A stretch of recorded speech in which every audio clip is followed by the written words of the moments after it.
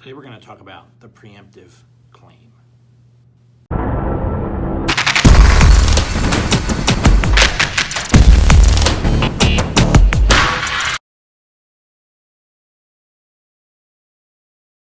What's up, everybody? Darren Slaughter, darrenslaughter.com. Today I want to talk about a little method of advertising, whether you're doing print or whether you're doing something online, called the preemptive claim.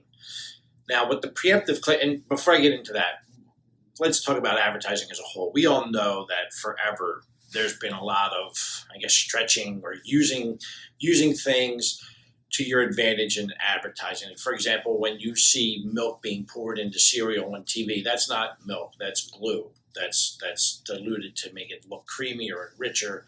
A lot of times chocolate isn't really chocolate. It's, 100 other things, motor oil, to make it look creamier and thicker and things like that. So there's things you have to do in advertising to kind of get your point across, and the preemptive claim is one of those things. What's the preemptive claim?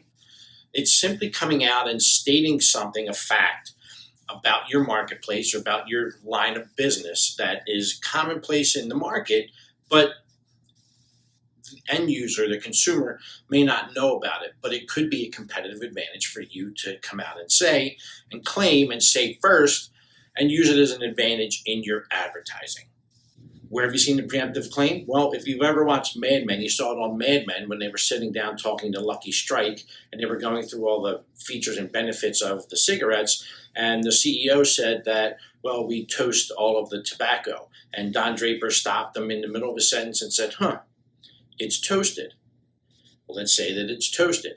And the CEO said, well, everybody toasts it. And Don Draper says, yeah, but you'll be the first one that says it.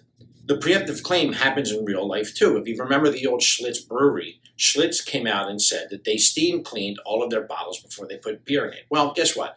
The entire industry steam cleans, still does today, steam cleans their bottles before they put beer in it. But Schlitz was the first one to say it. They used it as a competitive advantage against everybody else in their industry because they thought it was something that the public should know.